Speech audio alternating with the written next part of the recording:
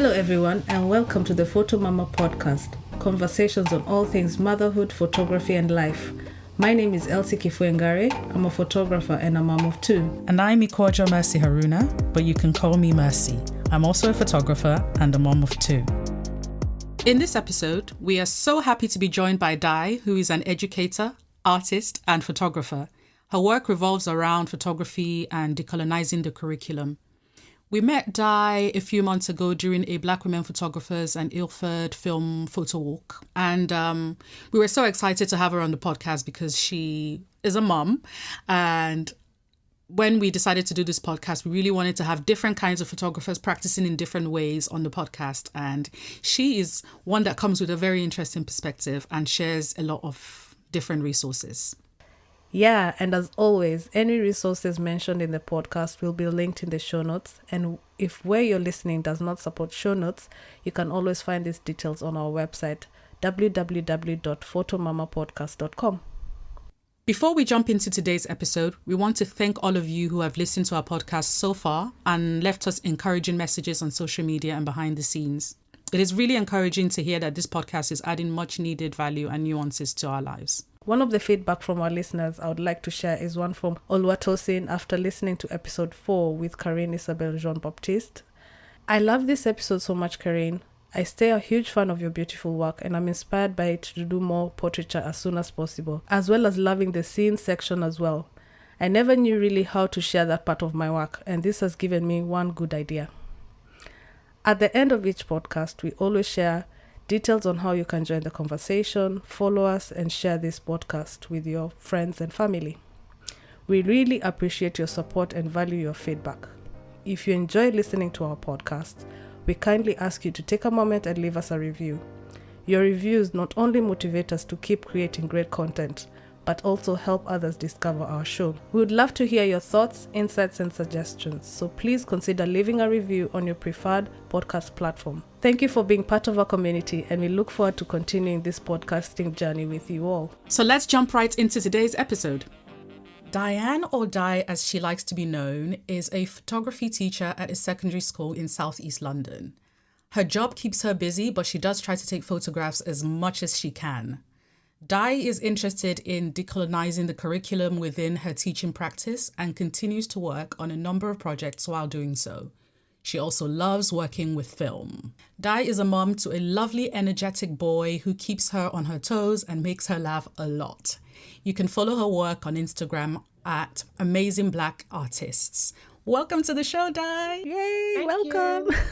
It's so good to have you here. When we started this, we really wanted to be able to interview photo mamas in different genres of photography, pursuing different career paths. So it's really good to have a teacher here. I hope I've introduced you enough, or is there anything else you want to add? No, you've introduced me perfectly. I'm very happy with that. Thank you. So Di, would you tell us a little bit about yourself beyond that intro? Yeah, so I'm a mother to a 5-year-old boy, as you said before. He's very energetic and we spend a lot of time together. So we visit a lot of exhibitions, art exhibitions, photography exhibitions. We generally go out every weekend to see something. And, I take him along with me because I think it's important for him to learn from a young age, what is out there. And because as a teacher, I'm very interested in decolonizing the curriculum, part of our exhibition journey is that we see a lot of exhibitions from artists of color, which is very important for him to see. In regards to my own photography practice, this is why I was interested in being on this podcast, because I think that it's really important that we as mothers continue our journey of photography, even though, sometimes it can be very difficult. So during lockdown is when I started to realize that I like to think of myself as a photographer outside of my teaching career, my own personal practice. I studied fine art, film and video and photography. So it's something that I've always kept a hand in.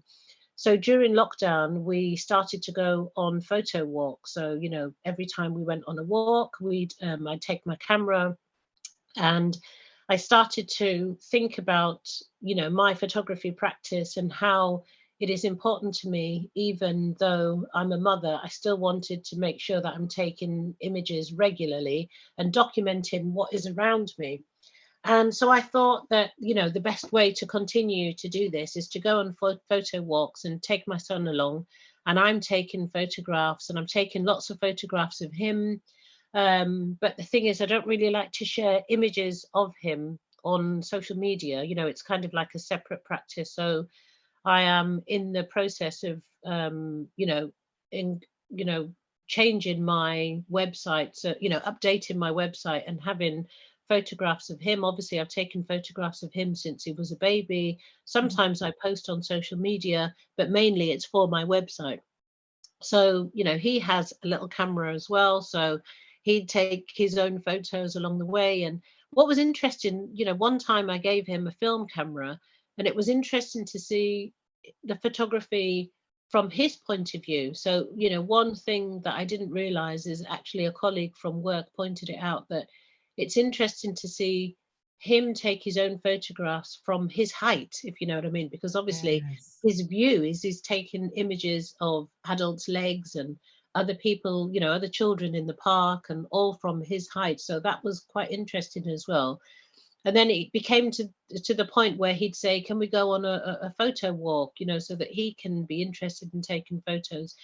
And then, after your podcast, I started to think more carefully about how women, continue their journey of photography with young children, because Mm.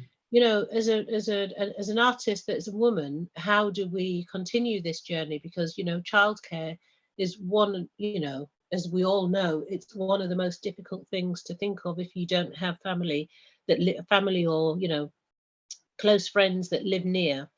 Yeah. And how do we navigate ourselves to be artists, and taking this. And one of your, I think it was the second podcast, you were talking about this, talking about childcare and how we continue. And it made me think a lot about the artists that I admire, and the artists that I look at. And one of the most recent books that I was thinking about, as along this topic, is there's an artist called Andy Galdi Vinco, and she is a photographer. And her latest book, I don't know if you've heard this book, it's called Sorry I Gave Birth. I Oh, yes. disappeared, but now I'm back. So she Mhm. was talking about the difficult. Yeah, on Yeah, it's a Instagram. brilliant book. And again, it's a book where she is documenting her journey of Mm. motherhood, and the fact that, as an artist, she's considered not to be there anymore because, she became a mother, and, she was spending time with her children. So the interesting thing is that she started to, document her journey of, when we become mothers, it's almost like we disappear from the art world. We disappear from photography because Mhm. we're busy mothering. And I was reading, I've read lots of interviews about her and about her journey, and about how, it's called, the forward to the book is called Reappearing Act.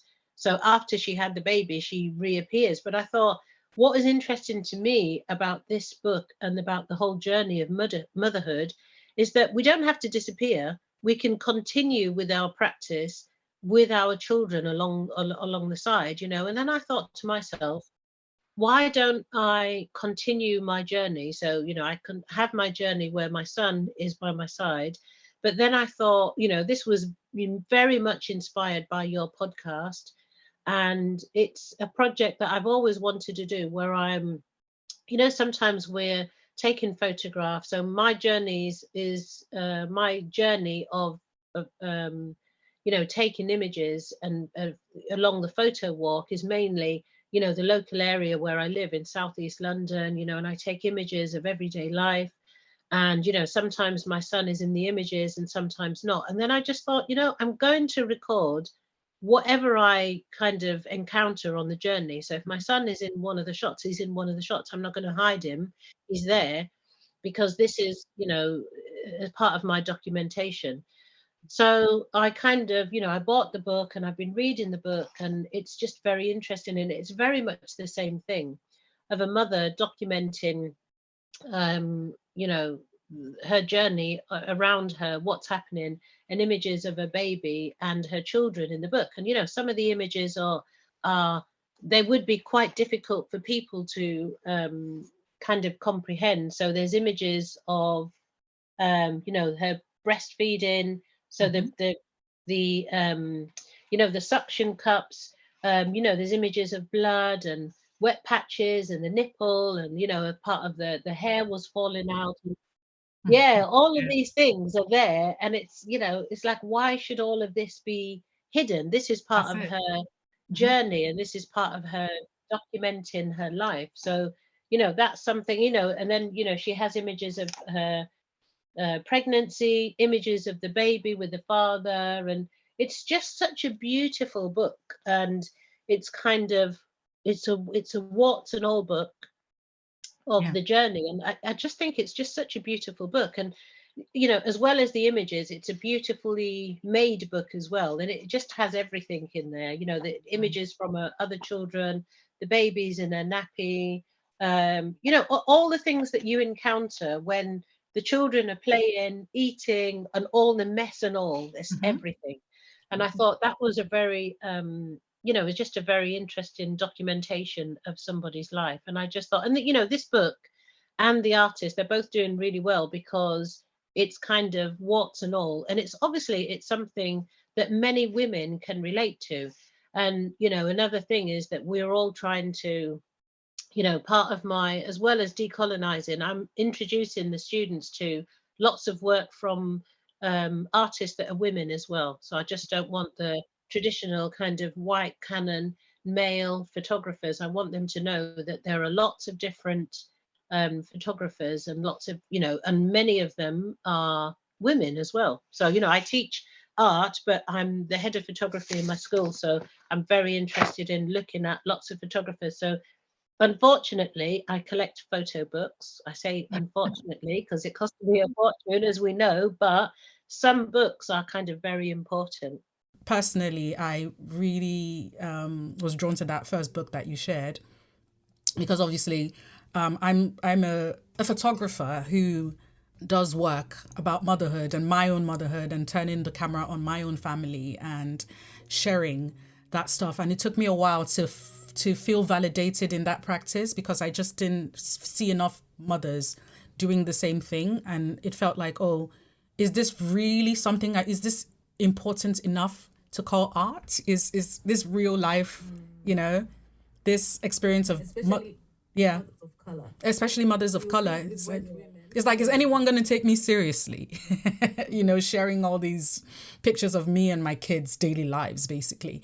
You know, but one thing that I have concluded is that if I don't do it, no one else will. And from this particular point of view, my point of view is important. If not for the rest of the world, it's definitely important for my kids, my future, my offspring, to be able to see this time in our lives, you know, especially because we're living away from home, you know, in Nigeria. This is a different world that we're in, and it's nice to capture this world we're in, so that people can be like, oh, this is what life was back home in Nigeria, and look what happened when we then immigrated to the UK, and all of that. And it took me a really long time to be like, okay, my work is important. And again, maybe that's a reflection of what's around us. There's just not enough of us celebrating our real lives and being okay with, you know, celebrating our narratives where other people are telling our stories instead of us telling our stories, you know. So it's okay to tell our stories. Our perspectives are very important, very, very valid. I don't know what you think, Elsie. I think it is very important because, but unlike you, I don't document my family and showcase it out there. I document it like behind the scenes because I just want them to know, to see their journey growing up. And when I show my kids the photos when they were babies, they're like, is that really me? Was I that small, you know? So I document it that way. I used to share it online, but I stopped. I don't know why. I just felt some type of way because this whole agency trying to give my kids that permission to ask them, like, do you want me to put it online? Do you want me to do this? Also teaching them those kind of boundaries, like if they want to be photographed, it's fine to say no. If you don't want to be photographed, all those sorts of things. But there's something that Dai mentioned that was really important, the whole taking your son to galleries and all that. I do that with my kids, but they're always complaining. It's really interesting hearing you say, like, it reaches a point they're asking, your son has a camera and all that, but my kids are always like, are we going to a gallery again? Like, where are we going? But I know the importance of it. I know the importance of showing them all these spaces, because we are not visible in most of these spaces.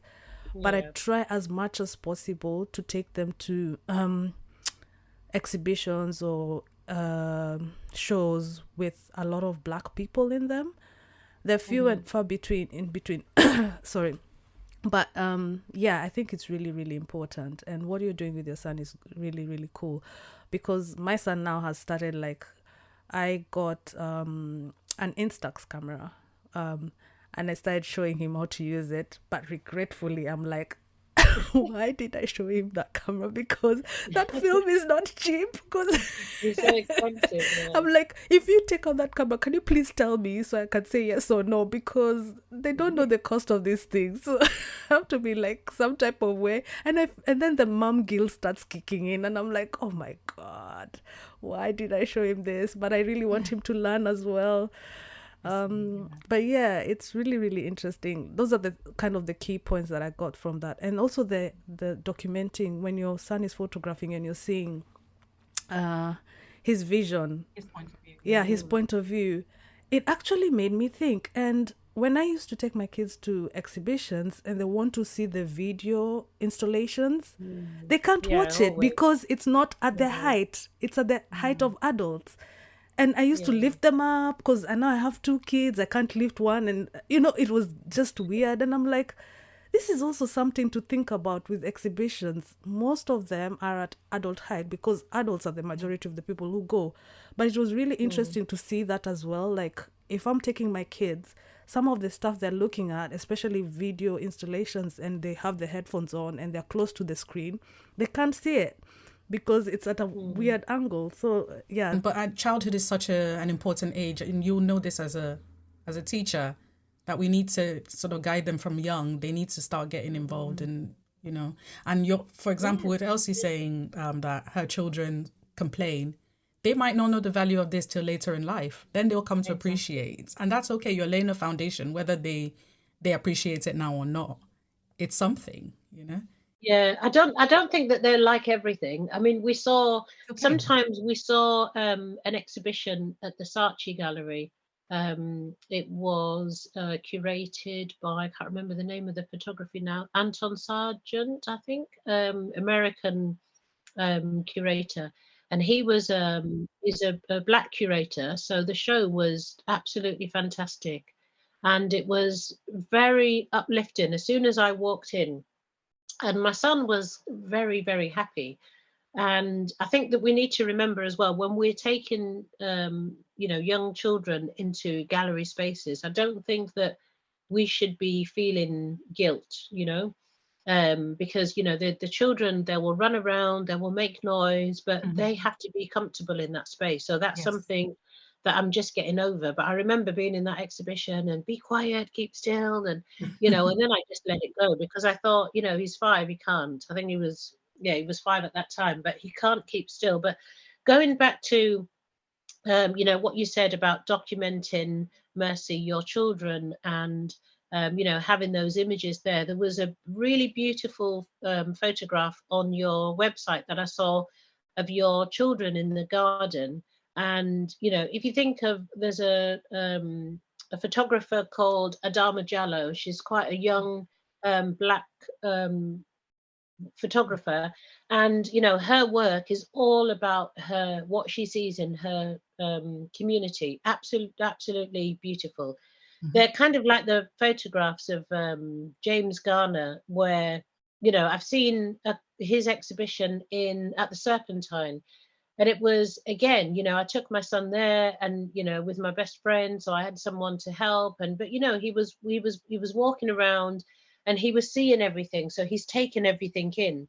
And I'm so glad that I've taken him to these exhibitions, but also I'm so glad that these exhibitions exist so that he can see all of this. And I looked at that photo of your children. I think they were playing with cousins or friends. There was maybe 4 of them in the garden, and you had the fence up, and it was just such an innocent, but quite a kind of it's just a kind of image that is kind of timeless, and that the students, your children will see, but also for them to see those images around the home, or if their friends see them as well. I think they're really important images to see, and this is part of the decolonization, because I remember many years ago when we started on this decolonizing journey, and I was showing students in the classroom, and I said, where do you usually see images like this? Meaning, do you see images like this in galleries? And they said, oh, in Black History Month, that's the only place that we see them. And I thought, oh, this is really sad, so we've got to show more of these images, but also, more importantly, we've got to make these images, we've got to make more of them. So I think that whether we share these images or not, that's a kind of like another thing. Do we share them, or do we not share them? Do we keep them? And so that's why I've started to take more images of the children, of Black children, of Black people, so that these images can be seen. And I said to myself, I want on my Instagram page, my personal projects are the images that I take of people around me. And, I live in an area, Southeast London, where, there are a lot more, the Black population is kind of like, it's a lot more. And this is what I want to document. So this is why photographers like Adama Jallow, she's doing really well now. And she started documenting the images of people that were around her. So that was, close family, friends, people in the church, and all of this sort of thing. So she's kind of documented everything, and those images are out there shared for us to see. And I think this is really important. So I asked myself that question: do I want to take images of my family, and then when I take them, do I then want to share them around?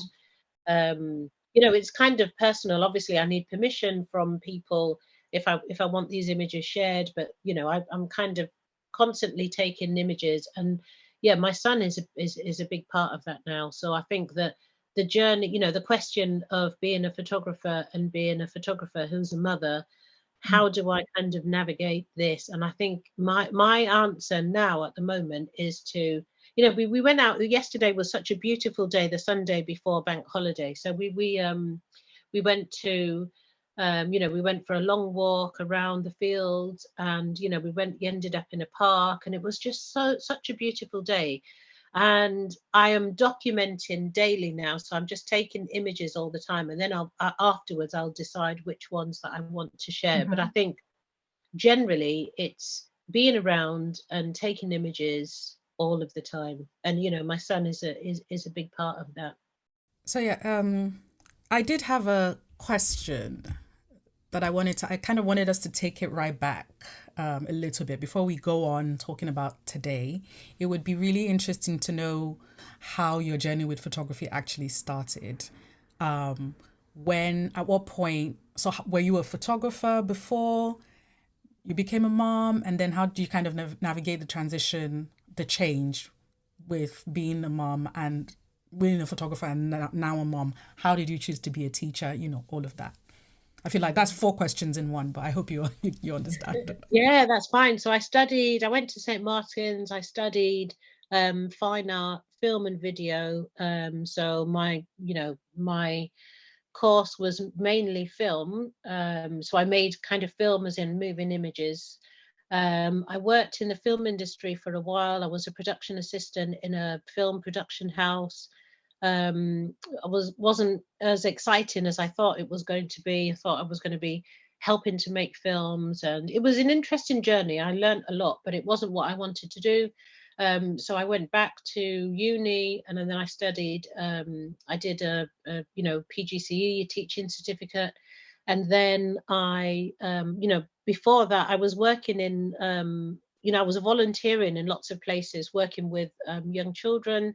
I worked on an estate in Southeast London, doing like a film production course with children.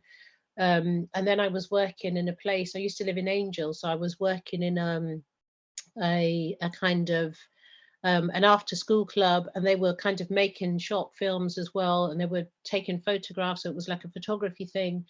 And then I was volunteering in lots of schools. And then I thought, something, I should just do this full time, because I love working with children, and obviously I loved film and I loved photography. Then I started my own. All along, I'd always been taking photographs. And I am kind of in the process, when I have time, of kind of slowly uploading, going through my archive and looking through past photographs, of which there are hundreds and hundreds. And yeah, and then I became interested in, following lots of different photographers, collecting photo books. I was seeing exhibitions weekly. And so, it was all around me. So I was just, kind of just absorbing photography from lots of different areas.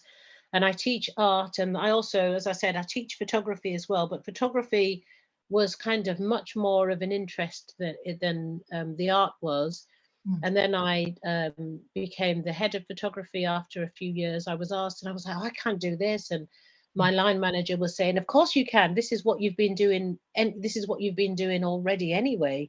And so I kind of like took that into my stride. And then the transition from being a photography teacher and a photographer on the side, and then all of a sudden I'm a mother, and then how do I continue this practice as a mother?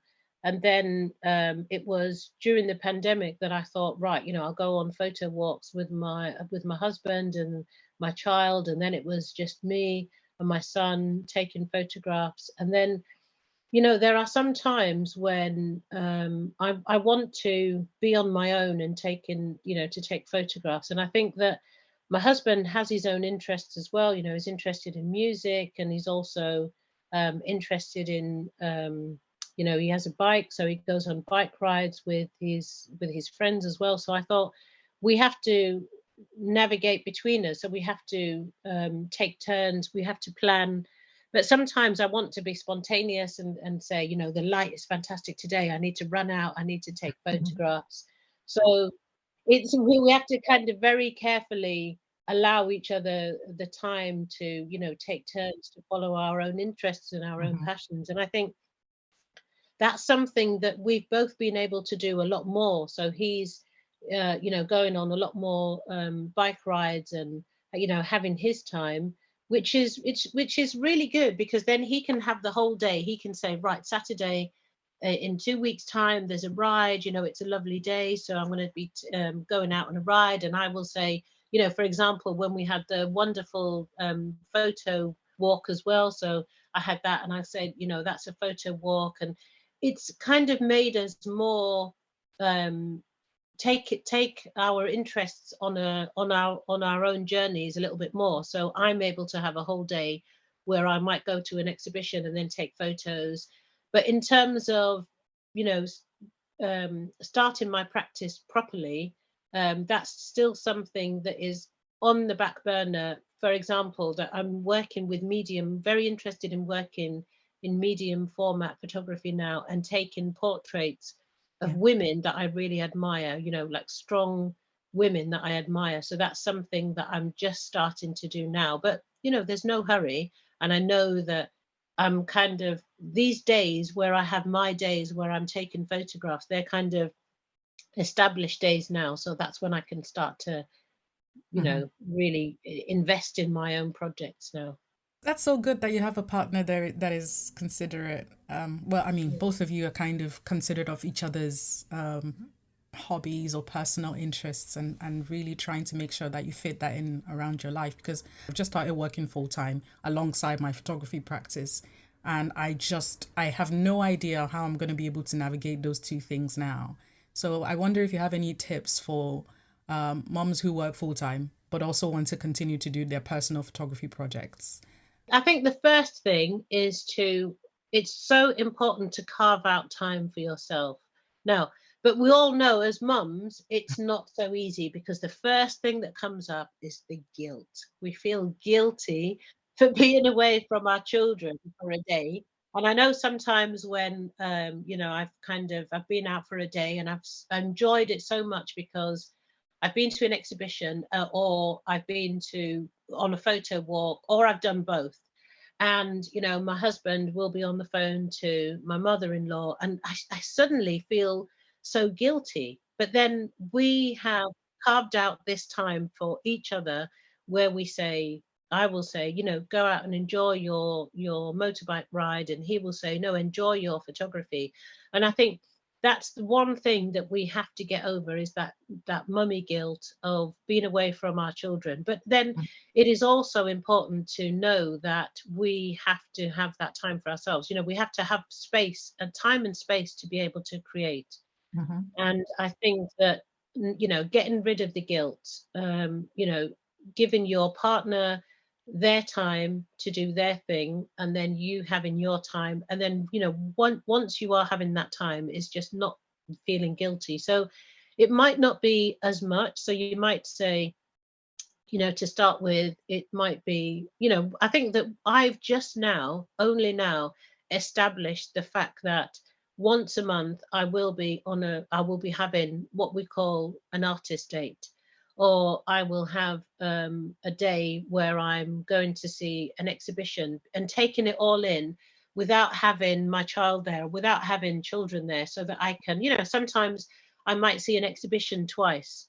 Um, so I'm just looking at, there was an exhibition at the Serpentine with Jennifer Packer, and I went to see that with my child, and then I went again with my best friend. So that was a time where I said to my husband that I'm going to see this exhibition, or and I think it is, you might need a little bit of time to ease yourself in to getting used to making yourself familiar with being on your own without children. And your children, this is something else that I wanted to set up as well. And I've just, at the moment, I've got my cousin's daughter, so that we can, so that she can have her time to do her thing. And she has a different career. It's not photography, but she's a writer, and a foodie. So she's a chef. So she had that space and time to do her thing, to write a few recipes and things like that. And this is the other thing that I wanted to have, is this sharing, where I will take somebody else's child, in this case, this is my family, and I will say, just you have that day, the kids can have a sleepover, so that you can have your time. And then, she will do it for me another time as well. And it's that sharing of responsibilities as well. So that's something that I wanted to start. And this is the first time. And it's worked quite well. And, just having that time. So there's less of a guilt. So, you can have your partner, but also I think that we need to come together as like they used to do As a village. As a village. It takes a village to bring up the children. So it's that kind of thing as well. So that's something that I wanted to have, because as a teacher, I'm used to having 30 kids in one class, and I'm working for 8 hours through the day. So I'm used to that. So I'm happy to share the responsibilities. And I think that we are comfortable knowing that if you say, for example, Elsie, you've got a photo shoot, you don't have anyone to look after your children, bring them to me. I will have them for 4 hours, and I will take them to soft play, or I will take them to an exhibition, and I know that they're safe. I'll take you up on that offer, We can call it like the village. We can look after each other's children, and we can give each other time without the guilt, because the guilt is a big thing. So that's something that is another thing that this is a very new thing, but also something that I've been thinking for a while to have as well. So collaborating with other mothers as well, friends and family, so that we share the responsibility in some way, so that is another thing. It's interesting you should say that, because in episode 3 we actually touched on that when Mercy came to my house and I was chasing her to go sleep. Exactly. And I was telling her, you go sleep, better take this opportunity to rest, because it's very rare that you go somewhere that you feel comfortable. And I mentioned it as well when I used to go to my friend's house. I used to sleep. I was like, the kids know each Exactly. other, they're playing, Yeah. they're fine, you know. I Mm, take the opportunity to rest. That's my resetting yeah. time. I call it, when I sleep, it's resetting, and it's resetting for everyone. So it's interesting that that whole community uh, vibe is really, really Mm. important, you know. Yeah. And yes, I will take you up Mm. on your offer. Yeah, but I mean, it's about it is about establishing that community of women that are that are artists. So obviously the kids need to get to know each other. They Mhm. spend time with each other. That could be within the local community. And then when we're all a little bit more comfortable, yeah, we take turns. And I think that's something every community can have. So you might meet someone at, as I said before, like you might meet someone in soft play, or you might meet someone within your local community, or obviously it will be people who we know. And once we establish as a community, then that community, we can take that community a little bit further. I mean, this is something we all want. Yeah. We want a community of, and it doesn't always have to be we establish and we get this community together just so that we can have someone to babysit, but it's also someone building a community of like-minded mothers who are artists, where you can share an exhibition together, or Yeah. I don't know, anything that's going on, so we can see that together and we can take photographs together with our kids. And it's something that we can establish, that it can be a long relationship. And that we all kind of understand where each other is coming from in certain Exactly. contexts. Because Yeah. sometimes I find that, well, I mean, I'm just more comfortable with other mothers because I don't have to explain myself too much. They get it, Yeah. Even better if they're also artists because they get it Yeah. double. And that's why me and Elsie really got on immediately, because I had other friends who were artists, but there was that, but when I found Elsie, it was like, yes, she understands me on two levels, and that was really, really important for me. And we really want to use this as much as we can to build that sort of community. But also, like, we mentioning all this, like, childcare challenges, because I think this is one of the biggest ones. And you also touched on you also touched on, like, the mom guilt. But what other challenge besides these two have you faced, like, in your photography journey, and also combined with motherhood? I should ask, I think. I think it's finding activities or something that I can do as a photographer where my son is included, that I don't have to feel as if I have to, ask my husband and stuff. And I think there are lots of things. So, the Tate Modern, for example, I remember going with a group of students, not my son, a group of students from school, and saying to them, oh, don't touch anything, don't be there. And it was so stressful, but the Tate were great, and they said, no, no, no, no, this is a space for children as well, and we want the children to feel comfortable in this exhibition space, in the gallery space. We want the children to be welcome, so this is part of it. We are aware that this exhibition is to be seen by young children, school children age. So we need to make sure that these places are kind of inclusive as well, and that they're suitable for children. But also, I think it's mainly, I think the biggest problem is, like you said, childcare and just being inclusive. And I think that the way things are now, within the community, it's still kind of a very male dominated art world. And we know that, and we are trying to change that one step at a time.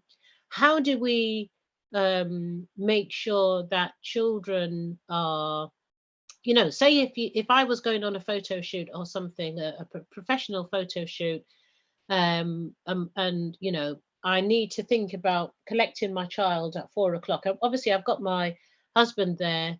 People have their partners there, sometimes not. But what do we do in that situation where we want to do something professional, but there is a child or children to be considered? How do we kind of make sure that how do we make sure that jobs are inclusive so that women can continue to be artists without feeling that they have this extra level of responsibility? So that is the thing that I that keeps me awake at night. How do we, Yeah. and these books that are coming up, there is another book as well that I wanted to share. Again, it's like another artist there's another book called The Quickening. It's a beautiful handmade book that was given to me by Emma Bowkett, a writer for the Times, an editor. She's absolutely brilliant, and she's obviously, she knows a lot about photography as well. And I've learned a lot about women artists and women photographers who are women that have made books about motherhood as well. And that is another important one. And same as Andy Galdi Vinco, this photographer has taken photographs of a child. So before you were saying, Elsie, that, asking your children permission to take photographs of them and to include that. And I think that, Mercy, you were saying earlier on as well, is this an important enough topic? And, who's going to be interested in me taking photos of my children? And these are just, two mothers, as an example, that have taken photographs of their children and made such really beautiful books that have been very well received as well. So I think that the topic of us documenting what is around us and taking photographs of our children, I think it's a really interesting one, and I think it's an illuminating one, because we need to show everybody, men, young people included, that this is a really important topic. And we're carrying our children along on our backs and we're taking photographs of them because it's such an important topic, and it's such a difficult topic as well. But this is something that we are recording because it's important.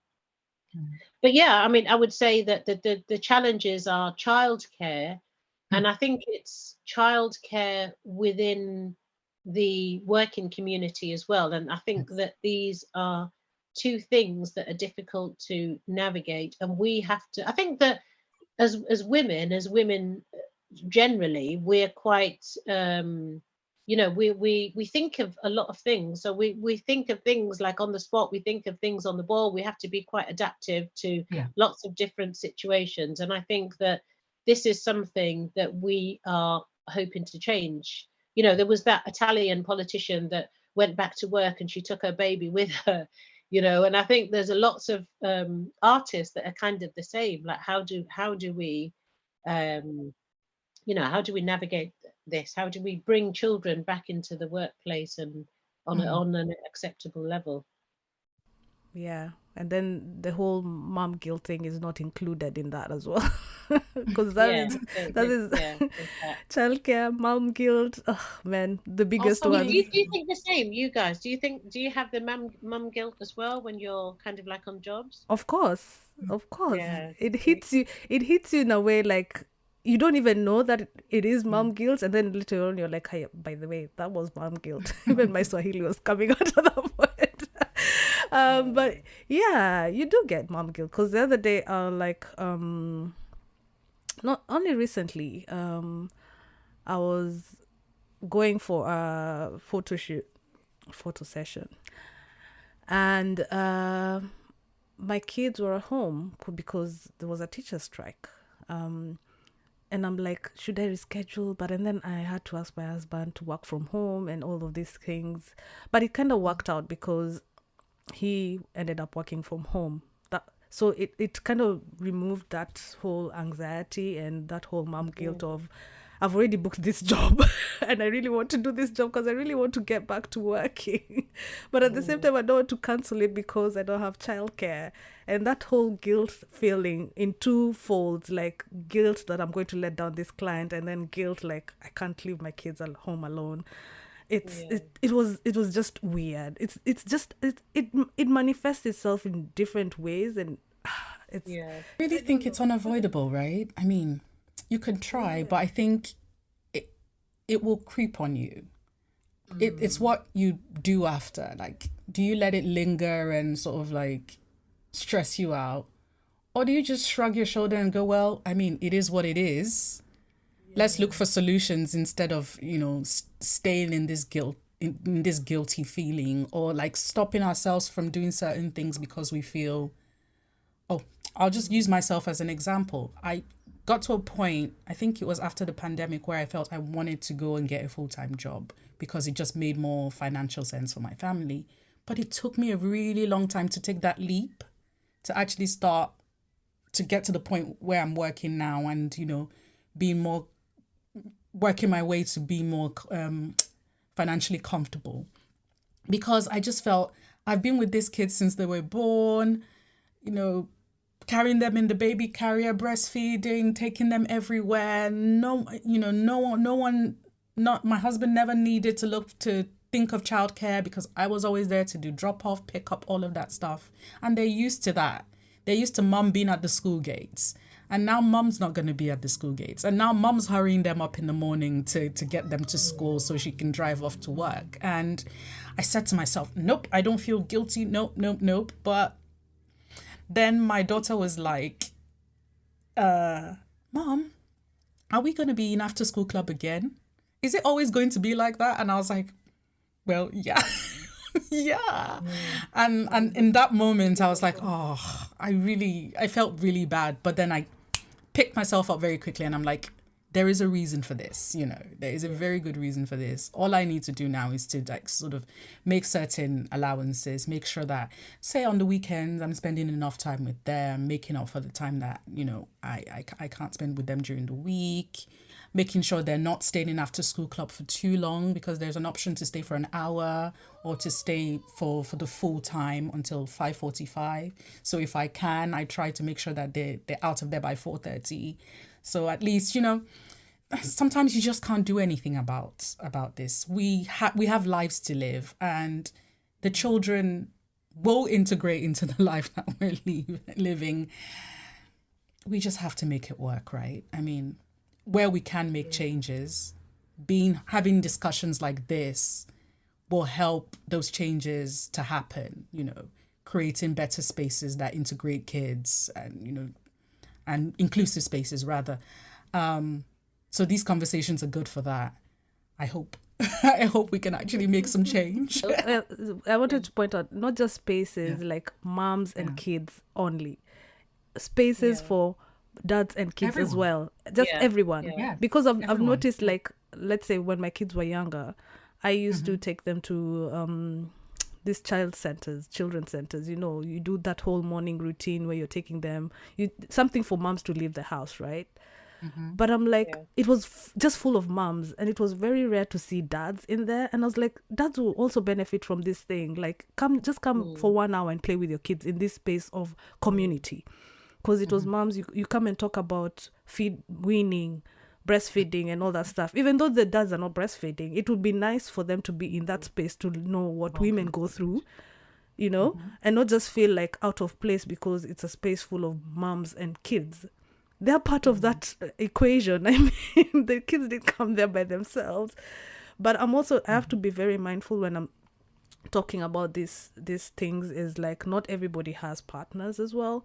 So just being part of a community of friends as well, like people to look, that whole community sense that we're all constantly talking about, it's really, really important. Somebody you can always reach out to. So But that's also why we wanted to create this. So sorry, is that we will be talking to mums in different situations. So where we're talking, 3 of us have partners, we will hopefully have a guest on who doesn't, and kind of hear how they're navigating it, how they're getting the support that they need. And I'm looking forward to that episode where we have that kind of conversation and get some insight about what that life is, because I don't know.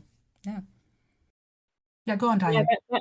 That's a really interesting point of view as well, because it's hard as a family, and it's also hard as a single parent as well. So I think that's where the community would help. But also I'm thinking about the, going back to the mum guilt as well. And although whilst we feel guilty, we'll always kind of have a little bit of that mum guilt. It's just kind of like natural, but also um, how would we feel if we didn't do that photo shoot or we didn't go on the photo walk? That is because the photo walk that I went on with you guys was absolutely fantastic on so many levels, because I was able to, meet so many fantastic women and share the experiences of photography as well, and obviously to take photos as well. That was fantastic. And I just think, how would I have felt if I didn't go on that photo walk? I would be regretting it as Yeah. well. So, regardless, the mum guilt is always going to be there. I think that we should still try as much as we can to do what we can, whilst we have the opportunity. So do you have any specific projects that you're working? I think you've talked about this a little bit already, but do you have anything that you would like our listeners to go plug into, get involved with, or go have a look at? There's a really good exhibition on at the moment. So I doc everything on my the Instagram page, Amazing Black Artists. So looking at that is all of the kind of current exhibitions or the work of people or books that I've recommended as well. So they're usually on that page, Amazing Black Artists on Instagram. But also when on my personal website, personal Instagram page, Dianne Minnie, I am starting to take a lot of portraits now. And I will add that to my website. It's kind of like a very much a work in progress now. So that's a kind of, the work in progress will be uploaded once it's kind of finished and once I feel very comfortable. But I think that I would just encourage people to continue to make work and continue to look at things. And, sometimes we can't get out. I look at Instagram a lot. I look at people's pages and I'm very inspired by that. So there's lots of photographers that I would recommend. So we can add that to the podcast, but Adama Jallow is one of them that I would recommend. And then there is Ruby Samuel is another one that I could recommend. I mean, I could, reel them off.